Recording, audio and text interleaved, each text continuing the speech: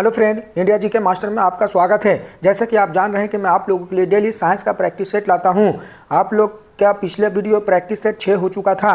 आज हम लोग प्रैक्टिस सेट 7 देखेंगे जिसमें 50 प्रश्न होते हैं। यह वीडियो बहुत महत्वपूर्ण हो जाती है जो सभी प्रतियोगिता परीक्षा जो होने वाली है, जैसे बीपीएससी की परीक्षा होने वाली है, टीआरई 4 का परीक्षा होने वाली है, बीओ की परीक्षा है, 71वां बीपीएससी, ये सभी प्रतियोगिता परीक्षा के लिए साइंस का प्रैक्टिस सेट बहुत महत्वपूर्ण हो जाती है। चलिए साइंस का प्रैक्टिस सेट हम लोग पहला देखते हैं जिसमें 50 प्रश्न होगी, है ना। आगे देखते हैं हम लोग। हो गया था, क्या कह रहा है। पहला क्वेश्चन है कि हास गैस क्या है, जिसको हम लोग लाफिंग गैस भी कहते हैं। हास गैस को क्या कहते हैं, तो लाफिंग गैस कहा जाता है। वो क्या है, यही क्वेश्चन पूछ रहा है। तो नाइट्रस ऑक्साइड हो गया था, क्या है, नाइट्रिक ऑक्साइड हो गया था, नाइट्रोजन पेंटा ऑक्साइड, नाइट्रोजन हो गया था पेरा ऑक्साइड और नाइट्रस ऑक्साइड। इस एक का आंसर आप लोग बताइएगा। पहला का आंसर हो जाएगा डी, क्या हो जाएगा, नाइट्रस ऑक्साइड। आगे देखिएगा, जिसको बोलते हैं N2O, नाइट्रस ऑक्साइड। आगे देखिएगा, दूसरा नंबर क्या कह रहा है, जल की अस्थायी कठोरता का कारण पूछ रहा है कि जल का अस्थायी कठोरता के कारण। आप लोग जवाब दीजिएगा कमेंट बॉक्स में।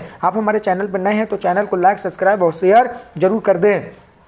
दूसरा का ऑप्शन देख लेते हैं हम लोग, कैल्शियम कार्बोनेट, कैल्शियम तथा मैग्नीशियम के क्लोराइड और सल्फेट होगा तो सोडियम तथा पोटासियम क्लोराइड और सल्फेट उपयुक्त इनमें से कोई नहीं। दूसरा का आप लोग जवाब दीजिएगा। दूसरा का आंसर हो जाएगा बी, क्या हो जाएगा, दूसरा का आंसर बी हो जाएगा। बी में क्या है, तो कैल्शियम होगा था तथा मैग्नीशियम के ऑक्साइड और सल्फेट होती है, तो जल के अस्थायी कठोरता का कारण है। आगे हम लोग देख लेते हैं क्वेश्चन नंबर 3 क्या कह रहा है। कह रहा है सबसे लंबा जीवित वृक्ष है, कह रहा है सबसे लंबा जीवित वृक्ष क्या है, तो यूकेलिप्टस हो गया था, सिकुआ हो गया, देवदार हो गया और हो गया था परनांग हो गया।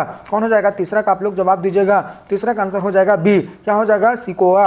आगे देखिए क्वेश्चन नंबर 4 क्या कह रहा है। न्यूजीलैंड में पाए जाने वाला हो गया था उड्डयनहीन पक्षी है। क्या कह रहा है कि न्यूजीलैंड में पाए जाने वाला हो गया था उड्डयनहीन पक्षी है, शुतुरमुर्ग हो गया था, एल्बाट्रॉस, कीवी, इनमें से कोई नहीं। क्वेश्चन नंबर 4 का आप लोग जवाब दीजिएगा। क्वेश्चन नंबर 4 का आंसर हो जाएगा सी, क्या हो जाएगा, कीवी। क्या हो जाएगा, कीवी, जो न्यूजीलैंड का भी राष्ट्रीय पक्षी माना जाता है।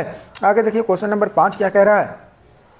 जीवन चक्र की दृष्टि से पौधे का सबसे महत्वपूर्ण अंग है। कह रहा है कि जीवन चक्र की दृष्टि से पौधे का सबसे महत्वपूर्ण अंग है पुष्प, पत्ती, तना, जड़। क्या हो जाएगा, क्वेश्चन नंबर 5 का आप लोग जवाब दीजिएगा। क्वेश्चन नंबर 5 का जवाब हो जाएगा पुष्प, ए हो जाएगा। आंसर क्या हो जाएगा, ए। आगे देखिए क्वेश्चन नंबर 6 क्या कह रहा है। क्वेश्चन नंबर 6 कह रहा है कि होगा था एरिस्प्रीन है, कह रहा है एरिस्प्रीन है, होगा था प्रतिजैविक, होगा था एंटी, होगा था पायरेटिक, होगा था समक, उपयुक्त इनमें से कोई नहीं। कि 6 का आप लोग जवाब दीजिएगा। क्वेश्चन नंबर 6 का जवाब हो जाएगा बी, क्या हो जाएगा, एंटीपायोरेटिक। आगे देखिए क्वेश्चन नंबर 7 क्या कह रहा है। कह रहा है रेडियो धार्मिकी पदार्थ उत्सर्जित करता है। कह रहा है क्वेश्चन नंबर 7 कह रहा है कि रेडियो धार्मिकी पदार्थ उत्सर्जित करता है, अल्फा कण, बीटा कण, गामा कण, उपयुक्त इनमें से सभी। क्या होगा, क्वेश्चन नंबर 7 का आप लोग जवाब दीजिएगा। क्वेश्चन नंबर 7 का आंसर हो जाएगा क्या, डी, यानी रेडियो धार्मिकता पदार्थ उत्सर्जित करता है तीनों, अल्फा कण, बीटा कण और गामा कण। चलिए आगे हम लोग देख लेते हैं क्वेश्चन नंबर 8। हमारे चैनल पर नए हैं तो चैनल को लाइक, सब्सक्राइब और शेयर जरूर कर दें ताकि आप लोगों को आने वाले आगामी प्रतियोगिता परीक्षा के लिए यह वीडियो बहुत महत्वपूर्ण होती है। चलिए आज हम लोग देख लेते हैं क्वेश्चन नंबर 8 हम लोग देखते हैं। क्वेश्चन नंबर 8 क्या है, तो डॉल्फिन वर्गीकृत किए जाते हैं। डॉल्फिन वर्गीकृत किए जाते हैं मत्स्य में, उभयचर में, सरीसृप में, स्तनी में। क्या हो जाएगा, तो 8 का आंसर का आप लोग जवाब दीजिएगा। 8 का आंसर हो जाएगा डी, क्या हो जाएगा, स्तनी में। आगे देखिए क्वेश्चन नंबर 9 क्या कह रहा है। जब हम बकरी या भेड़ का मांस खाते हैं तब हम, कह रहा है क्वेश्चन नंबर 9 क्या कह रहा है, जब हम बकरी या भेड़ का मांस खाते हैं तब हम, हो गया तो आगे प्राथमिकता उपभोक्ता है, द्वितीय उपभोक्ता है, तृतीय उपभोक्ता, इनमें से कोई नहीं। क्या हो जाएगा, 9 का आप लोग जवाब दीजिएगा। 9 का आंसर हो जाएगा द्वितीय उपभोक्ता।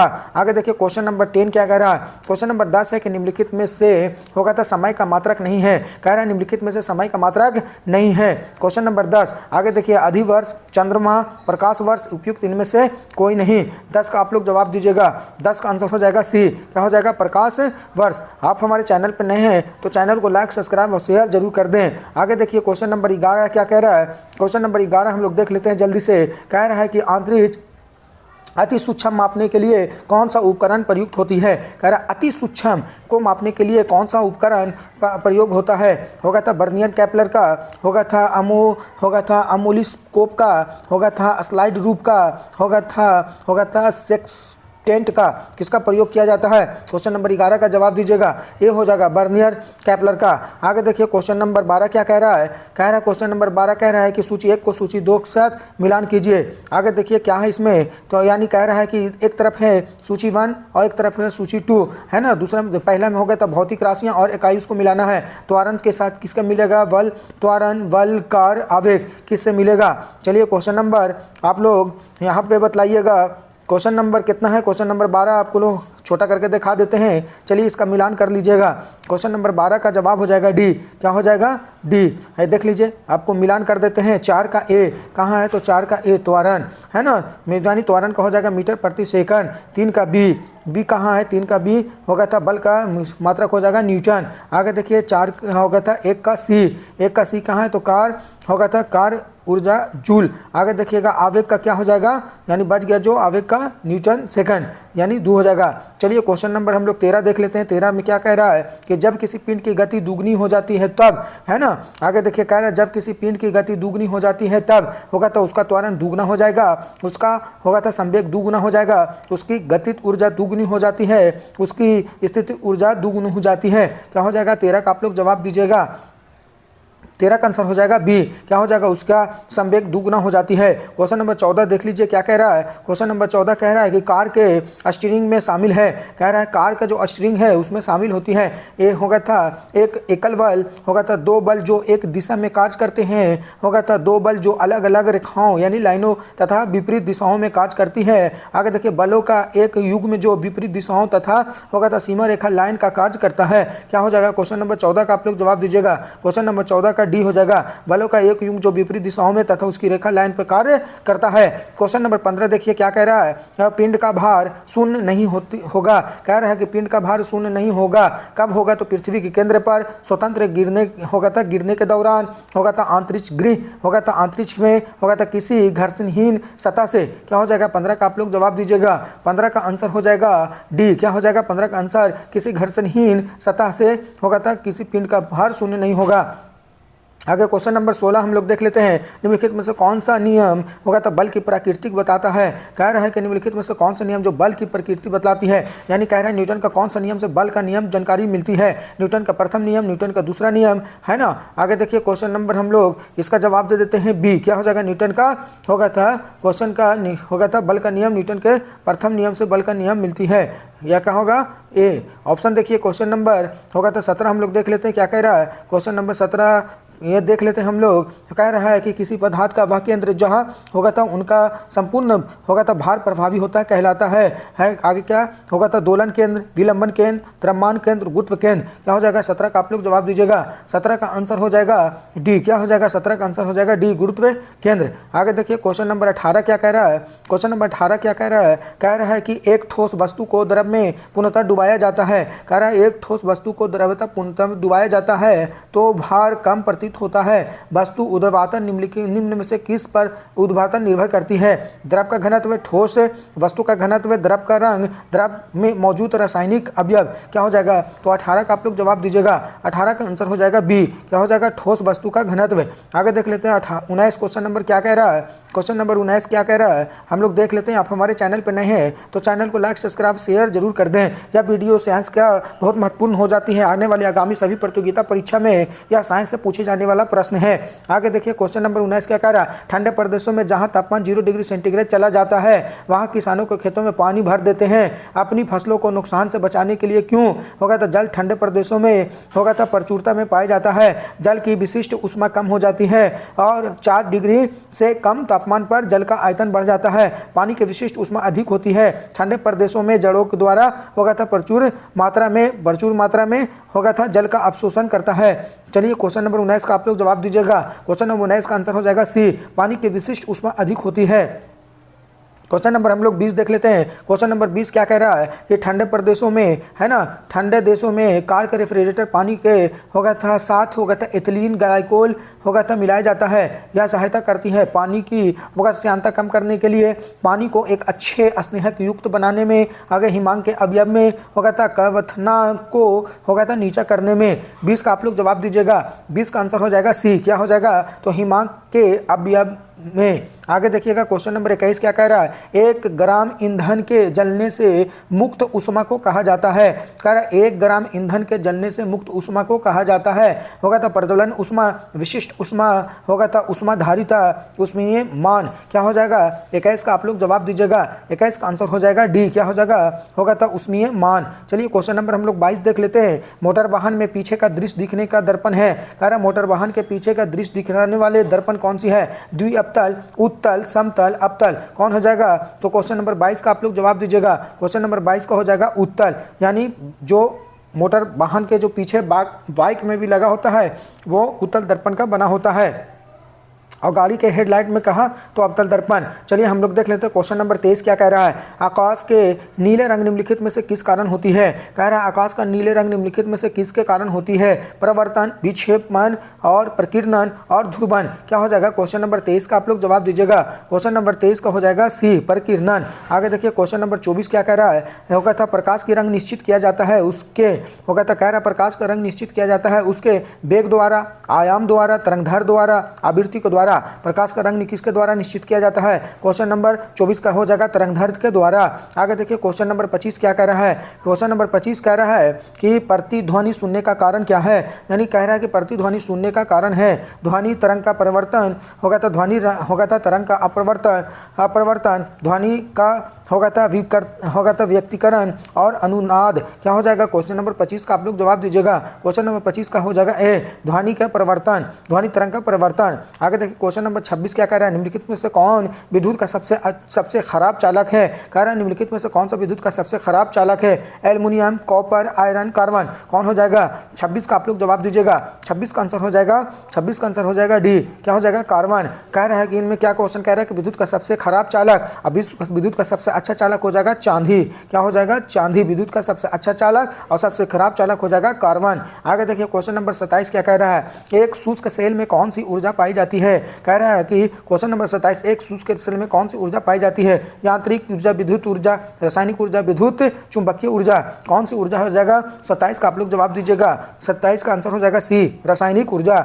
आगे देखिए क्वेश्चन नंबर 28 क्या कह रहा है? हाइड्रोजन बम किस सिद्धांत पर आधारित है? हाइड्रोजन बम किस सिद्धांत पर आधारित है? चलिए इसका ऑप्शन देख लेते हैं। नियंत्रित विखंडन अभिक्रिया, नियंत्रित विखंडन अभिक्रिया। आगे देखिए होगा था नियंत्रित श्रृंखला अभिक्रिया, नियंत्रित श्रृंखला अभिक्रिया। कौन सा हो जाएगा? ऑप्शन देख लेते हैं हम लोग फिर से जल्दी होगा था नियंत्रित विखंडन अभिक्रिया, होगा था अनियंत्रित विखंडन अभिक्रिया, नियंत्रित होगा था श्रृंखला अभिक्रिया, अनियंत्रित श्रृंखला अभिक्रिया। 28 का आप लोग जवाब दीजिएगा। 28 का आंसर हो जाएगा डी। 28 का आंसर हो जाएगा डी। आगे देखिए क्वेश्चन नंबर 29 क्या कह रहा है? टेलीविजन के सिग्नल का एक विशिष्ट दूरी, कह रहा है टेलीविजन के सिग्नल का एक विशिष्ट दूरी के बाद सामान्यतः टीवी के सेट द्वारा ग्रहण नहीं किए जाने का कारण क्या है?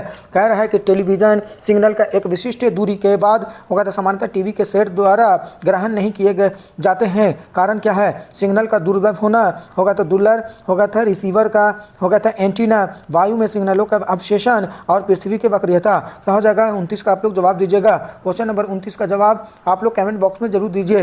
29 का हो जाएगा डी। क्या हो जाएगा? पृथ्वी के वक्रीयता। आगे देखिए वह सबसे छोटा कण जिसमें होगा था उस तत्व के सभी गुण विद्यमान हो। कह रहा है कि वह सबसे छोटा कण होगा था जिसमें होगा था उस तत्व के सभी गुण विद्यमान होती है। परमाणु, अणु, यौगिक, इनमें से कोई नहीं। क्या हो जाएगा? 30 का आप लोग जवाब दीजिएगा।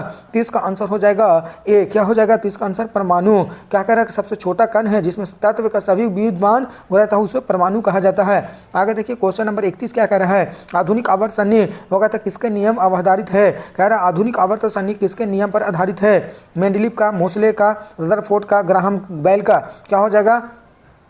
31 का आप लोग जवाब दीजिएगा। 31 का बी हो जाएगा। क्या? मोसले।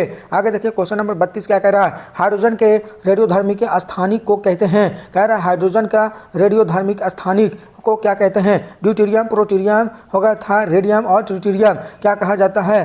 तो आप लोग जवाब दीजिएगा। यहाँ पे जवाब आप लोग दीजिएगा 32 का। 32 का जवाब हो जाएगा, 32 का जवाब हो जाएगा डी। क्या हो जाएगा? ट्रिटिरियम। क्या हो जाएगा? Deuterium, protium, radium, tritium. तो क्या हो जाएगा? ट्रिटिरियम। आगे देखिए क्या कह रहा है। क्वेश्चन नंबर हम लोग 33 देख लेते हैं। हाइवर की प्रक्रिया किसके निर्माण में प्रयुक्त होती है? हाइवर की प्रक्रिया किसके होगा? तब निर्माण में प्रयुक्त होती है। सल्फ्यूरिक अम्ल। क्या हो जाएगा? सल्फ्यूरिक अम्ल। Hydrogen chloride. क्या हो जाएगा? 33 का आप लोग जवाब दीजिएगा। आगे ऑप्शन देख लेते हैं, सी कहाँ है? सी और डी ऑप्शन बतला देते हैं। सल्फर डाइऑक्साइड का, अमोनिया का। क्या हो जाएगा? 33 का आप लोग जवाब दीजिएगा। 33 का आंसर हो जाएगा डी, अमोनिया का। आगे देखिए क्वेश्चन नंबर 34 क्या कह रहा है। होगा था रसस्ट जंग की रासायनिक रचना होगा था लगभग है। Fe होगा था Fe होगा था H2O। क्या है? FeH2O, FeOH2O, 2Fe2O3 3H होगा था 2O, FeZnO2 और H2O। क्या हो जाएगा? 34 का आप लोग जवाब दीजिएगा। 34 का जवाब हो जाएगा सी। क्या हो जाएगा? 34 का जवाब हो जाएगा सी। आगे देखिए क्या कह रहा है 35 नंबर। पेंसिलिन का लेड है। क्या रहा है कि पेंसिल होगा था, पेंसिल का होगा था लेड है। ग्रेफाइट का चारकोल यानी लकड़ी का कोयला होगा था। लैंप ब्लैक का कोयला का। क्या हो जाएगा? तो आप लोग 35 का आप लोग जवाब दीजिएगा। 35 का आंसर हो जाएगा ए, ग्रेफाइट का होता है बना। आगे देखिए क्वेश्चन नंबर 36 क्या कह रहा है। कास्टिक सोडा का रासायनिक सूत्र क्या है? कह रहा है कास्टिक सोडा का रासायनिक सूत्र क्या है? NaOH NaCl होगा था NaHCO3 Na2CO3। कास्टिक सोडा जिसको होगा था, कास्टिक सोडा को होगा कैल्शियम हाइड्रोक्साइड यानी कौन हो जाएगा? इसका आप लोग 36 का जवाब दीजिएगा। 36 का जवाब हो जाएगा ए, होगा था सोडियम हाइड्रोक्साइड। कास्टिक सोडा को सोडियम हाइड्रोक्साइड भी कहा जाता है। आगे देखिए क्वेश्चन नंबर 37 क्या कह रहा है। चूना पत्थर का रासायनिक नाम है। कह रहा है चूना पत्थर का रासायनिक नाम क्या है? Calcium carbonate, magnesium chloride, sodium chloride, sodium sulphide. क्या हो जाएगा? 37 का आप लोग जवाब दीजिएगा। 37 का जवाब हो जाएगा, 37 का आंसर आप लोग बतलाइए। 37 का आंसर हो जाएगा ए, कैल्शियम कार्बोनेट। चलिए क्वेश्चन नंबर 38 हम लोग देख लेते हैं। जीव कोशिका होगा था पादप कोशिका से भिन्न होती है क्योंकि उसमें, कह रहा है कि जीव कोशिका पादप कोशिका से भिन्न होती है क्योंकि उसमें होगा था, क्योंकि उसमें होगा था कोशिका भित्ति नहीं होती है, होगा था हरित लवक नहीं होते हैं, होगा था तारकेंद्र होगा था होते हैं और हीमोग्लोबिन होते हैं। 38 का आप लोग जवाब दीजिएगा। 38 का आंसर बतलाइए। 38 का आंसर हो जाएगा सी। क्या हो जाएगा? 38 का 1 2 3 क्या हो जाएगा? सी। आगे देखिए क्वेश्चन नंबर 39 क्या कह रहा है। मानव शरीर में जल का होगा तो परिणाम लगभग होता है। कह रहा है मानव शरीर का, यानी क्वेश्चन नंबर 39 क्या कह रहा है? मानव शरीर का जल का परिणाम लगभग होता है। चलिए आप लोग बतलाइए। 39 का आंसर बतलाइएगा। 39 का आंसर हो जाएगा डी। क्या हो जाएगा? 39 का आंसर 80% डी। आगे देखिएगा क्वेश्चन नंबर 40 क्या कह रहा है। क्वेश्चन नंबर 40 कह रहा है साधारण नमक में होगा था, साधारण होगा था मानव में गुणसूत्र होते हैं होगा था 23 होगा था 46 56 26। क्या हो जाएगा? 40 का आप लोग जवाब दीजिएगा। 40 का आंसर हो जाएगा बी। क्या हो जाएगा? बी, यानी साधारण मानव के गुणसूत्रों की संख्या कितनी होती है? 46 होगा था और जोड़ा कितना हो जाएगा? 23। आगे देखिए क्वेश्चन नंबर 41 क्या कह रहा है। जो क्वेश्चन नंबर 41 है कि निर्जलीकरण के दौरान शरीर में कौन से पदार्थ का समानता क्षय हो जाती है? निर्जलीकरण के दौरान शरीर में कौन सा पदार्थ का समानता क्षय हो जाती है? क्वेश्चन नंबर 42 का आप लोग जवाब दीजिएगा। क्वेश्चन नंबर 42 का आप लोग पहला ऑप्शन बतला देते हैं। शर्करा का क्या हो जाएगा? शर्करा का, सोडियम क्लोराइड का, कैल्शियम फास्फेट का और पोटासियम क्लोराइड का। क्या हो जाएगा? 41 का आप लोग जवाब दीजिएगा। 41 का आंसर हो जाएगा सोडियम क्लोराइड बी। आगे देखिए क्वेश्चन नंबर 42 का कह रहा है खाद्य पदार्थ को हम होगा था किस इकाई में माप सकते हैं? कह रहा खाद्य पदार्थ को हम किस इकाई में माप सकते हैं? कैलोरीज में, केल्विन में होगा था, जूल और होगा था आर्ग में। किसके द्वारा मापते हैं? क्वेश्चन नंबर 42 का आप लोग जवाब दीजिएगा। क्वेश्चन नंबर 42 को खाद्य को हम किस में मापते हैं? तो कैलोरीज में। आगे देखिएगा ए आंसर है। आगे देखिए क्वेश्चन नंबर 43 क्या कह रहा है। निम्नलिखित में से कौन सा विटामिन ए का होगा था समृद्ध सो है होगा था सूत्र है? कह रहा है कि निम्नलिखित में से कौन सा विटामिन ए का होगा था अधिकतम स्रोत है माना जाता है? तो आलू, गाजर, प्याज होगा था और मकई के दाने। क्या हो जाएगा? 43 का आप लोग जवाब दीजिएगा। होगा था अच्छा स्रोत माना जाता है गाजर को, विटामिन ए का। आगे देखिए क्वेश्चन नंबर हम लोग 43 देख लेते हैं। आप हमारे चैनल पर नए हैं तो चैनल को लाइक, सब्सक्राइब और शेयर जरूर कर दें। यह सभी प्रतियोगिता परीक्षा के लिए साइंस का प्रैक्टिस सेट बहुत महत्वपूर्ण हो जाती है। चलिए क्वेश्चन नंबर हम लोग 44 देख लेते हैं। क्वेश्चन नंबर 44 क्या कह रहा है। निम्नलिखित में से कौन सा रोग का एक होगा था जलविहित रोग है? कह रहा है निम्नलिखित में से कौन सा रोग एक जलवहित रोग है? दस्त, फ्लू हो गया था, चिकन पॉक्स, मलेरिया। क्या हो जाएगा? 44 का आप लोग जवाब दीजिएगा। 44 का आंसर हो जाएगा क्या? 44 का आंसर हो जाएगा ए, दस्त हो जाएगा। क्या? दस्त। आगे देखिएगा क्वेश्चन नंबर 45 क्या कह रहा है? घटते हुए क्रम में मानव शरीर में विद्यमान प्रमुख तत्व। कह रहा है कि घटते हुए क्रम में मानव शरीर का होगा विद्यमान प्रमुख तत्व कौन सा है? कैल्शियम, लोहा, सोडियम, फास्फोरस। होगा था कैल्शियम, फास्फोरस, गंधक, पोटासियम। होगा था लौह, पोटासियम, फास्फोरस, कैल्शियम। होगा था कैल्शियम, पोटासियम और फास्फोरस और लौह। क्या हो जाएगा? तो 45 का आप लोग जवाब दीजिएगा। 45 का आंसर आप लोग बतलाइए कमेंट बॉक्स में जरूर। 45 का आंसर हो जाएगा बी, कैल्शियम, होगा था फास्फोरस, गंधक और पोटासियम। आगे क्वेश्चन नंबर 46 हम लोग देख लेते हैं। क्वेश्चन नंबर 46 क्या कह रहा है? कह रहा है निम्नलिखित में से कौन सा ऐसे पौधे होगा तो का उदाहरण है जो बीज होगा था, जो बीज तो लाते हैं पर फल नहीं देते हैं? कपास के पौधा होगा था, पीपल वृक्ष, यूकलिप्टस, गंधक का सफ़ेद और चीड़ वृक्ष। क्या हो जाएगा? तो 46 का आप लोग जवाब दीजिएगा। 46 का आंसर हो जाएगा डी। क्या हो जाएगा? चीड़ का वृक्ष। वो क्या है? चीड़ का वृक्ष क्या है? तो पौधा तो होगा था ऐसा पौधा है जो बीज तो लाता है पर फल नहीं देता है। आगे देखिए क्वेश्चन नंबर 47 क्या कह रहा है? प्रकाश संश्लेषण में पर्णहरित की भूमिका है। कह रहा है प्रकाश संश्लेषण फोटोसिंथेसिस में होगा तो पर्णहरित का भूमिका है। जल का अवशोषण, प्रकाश का अवशोषण और देखिए CO2 का अवशोषण, उपयुक्त इनमें से कोई नहीं। 47 का आंसर आप लोग बतलाइएगा। 47 का आंसर हो जाएगा बी, प्रकाश का अवशोषण। आगे देखिए क्वेश्चन नंबर 48 क्या कह रहा है? आधुनिक एंटीसेप्टिक सर्जरी का जनक कौन है? आधुनिक एंटीसेप्टिक सर्जरी का जनक कौन माना जाता है? जोसेफ लिस्टर, होगा था एडवर्ड जेनर, होगा था लुईस पास्चर, होगा था विलियम हार्वे। क्या हो जाएगा? 48 का आप लोग जवाब दीजिएगा। 48 का आंसर हो जाएगा जोसेफ लिस्टर। क्या हो जाएगा? जोसेफ लिस्टर ए। आगे देखिए 49 क्या कह रहा है? क्वेश्चन नंबर 49 हम लोग देख लेते हैं। होगा था क्वेश्चन नंबर 49 क्या कह रहा है? हाइड्रोजन गैस सूर्य से रासायनिक घटनाओं के कितना प्रतिशत पाई जाती है? 61%, 75%, 71% और 54%। क्या हो जाएगा? तो 49 का आप लोग जवाब दीजिएगा। 49 का आंसर हो जाएगा सी, 71%। आगे देखिए क्वेश्चन नंबर 50 क्या कह रहा है? तो आज सेट नंबर 7 का हम लोग लास्ट क्वेश्चन देख लेते हैं, है ना कि सेट 7 का लास्ट क्वेश्चन हम लोग देख लेते हैं। लास्ट क्वेश्चन क्या है? सौर मंडल का सबसे छोटा होगा था उपग्रह कौन है? सौर मंडल का सबसे छोटा उपग्रह कौन है? होगा था चेरॉन, एरियल, होगा था फोवे और डिमोस। क्या हो जाएगा? तो 50 का आप लोग जवाब दीजिएगा। क्या हो जाएगा? डिमोस। किसका? ये डी हो जाएगा। डिमोस ऑफ ईवोस किसका है? मंगल का डिमोस ऑफ ईवोस है, वो सबसे छोटा उपग्रह डिमोस को माना जाता है। चलिए क्वेश्चन नंबर 50 आज लास्ट हो गया सेट 50 का। आप लोग हमारे चैनल पे नए हैं तो चैनल को लाइक, सब्सक्राइब और शेयर जरूर कर दें, ताकि आप लोग हमारे पिछले वीडियो भी जा कर के देख लें, ताकि आप लोगों को सारा वीडियो सेट अभ्यास करने के लिए दिक्कत ना हो। चलिए आज हम लोग सेट अभ्यास पूरा कर लिए। यह सभी प्रतियोगिता परीक्षा के लिए साइंस का महत्व प्रश्न हो जाती है, यहाँ से बहुत सारे प्रश्न बनती है सभी प्रतियोगिता परीक्षा में। चलिए आप हमारे चैनल पर नए हैं तो चैनल को लाइक, सब्सक्राइब और शेयर जरूर कर दें। इसके लिए धन्यवाद।